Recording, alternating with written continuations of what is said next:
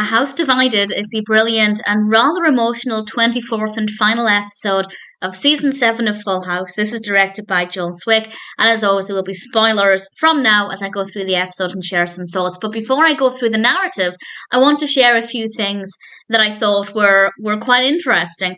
And these are from the trivia and goof section on IMDb.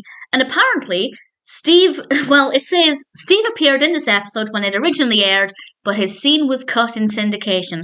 Well, I just watched this on Amazon Prime in the UK, and Steve was very much in this episode. So I don't know if Steve's not in it, or if that scene was cut in other streaming sites, or maybe on some DVD. But certainly Steve was in it when I watched it. And the other thing that I think is really interesting is that apparently this was meant to be the last episode, and then it was quickly picked up for a final season.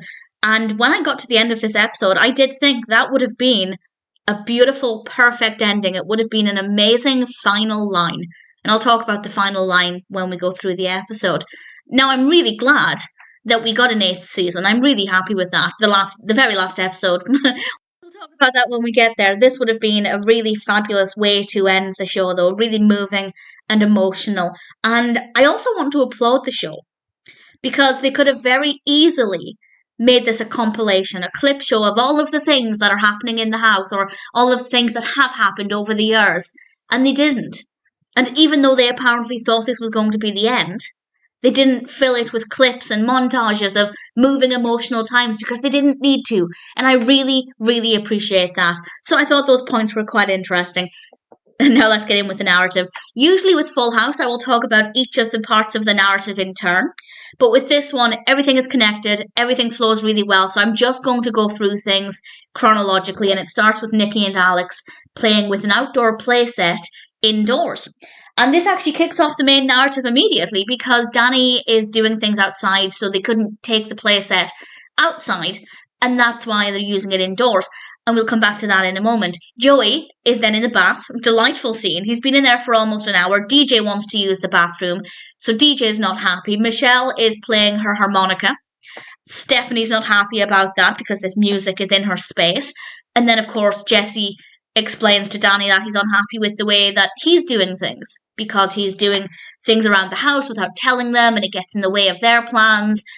Clearly, everybody is unhappy with at least somebody in the house, or they're unhappy with their lack of personal space or personal time. And then there's a knock at the door. And this is a character called Bond, Lou Bond, as he is introduced, played by Keene Curtis. And he used to live in the house once upon a time.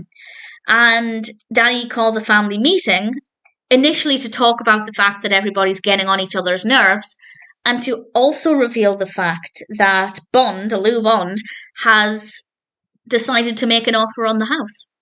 He wants to buy his family home back, and everybody is in agreement. Danny says we can buy a bigger house. There's room for all of us. Jesse and Becky realise that maybe it's time they got their own place, as they kind of always meant to do. Everybody's really excited and happy. And then the camera pans to Michelle and focuses in on Michelle. And she's clearly not happy. I'm getting emotional now. It doesn't get emotional straight away, but clearly Michelle's not happy about this. And she talks with Teddy and Denise about this. And they agree to help Michelle come up with a plan to get rid of Lou Bond. I'm sorry, I can't say it any other way. And he comes back to the house, do an inspection, just to make sure the house is in a decent enough condition to be bought. And they put their plan into action. And Teddy shoots him with a water gun. The floors are crooked, or it looks like the floors are crooked because the furniture is slanted. And then there's an infestation in Michelle's room, and we have a bit of suspense for, I think, less than a minute, wondering, well, what could the infestation be? They already called the exterminators and learned that they get rid of bugs, not deliver them. And I have to say, I'd forgotten, I've seen this before, but I'd completely forgotten what was on the other side of this door. And the reveal is amazing, because they open the door and there's just this pack of dogs, and they're all evenly spaced out, just sitting like good boys and probably good girls. And it was just so funny and absolutely fabulous. And if you know who any of the dogs are, please let me know. One of them is listed on IMDb as being called Barkley. He plays Sparky, and he's done a few films, but I don't know any of the other dogs apart from Comet, of course. So I just realised Comet's not listed on here. If you know who any of the dogs are, if they've been in anything else, please let me know. The little doggy who stole the doggy bag, I thought was adorable because the rest of the family come home from the restaurant, put a doggy bag on the table. The dogs all stampede out of the kitchen in this amazing scene. And then a beat or two later, this little dog scurries along and grabs the doggy bag. And it was fabulous. It was beautiful. And Michelle finally confesses why she did all of this. Because it's the only home she's ever known. And they all live together. and Danny says, "You're right. This is our home as a family." And then the music starts playing in the background, and Dan and I started crying. It just it fell apart for me from that point on. It became really, really emotional. And I realised then that this would have been an absolutely exquisite final episode.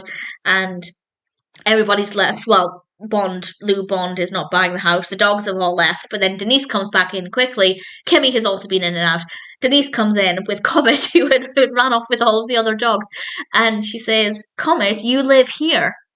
And then Michelle says the closing line, "We all live here." I love it so much.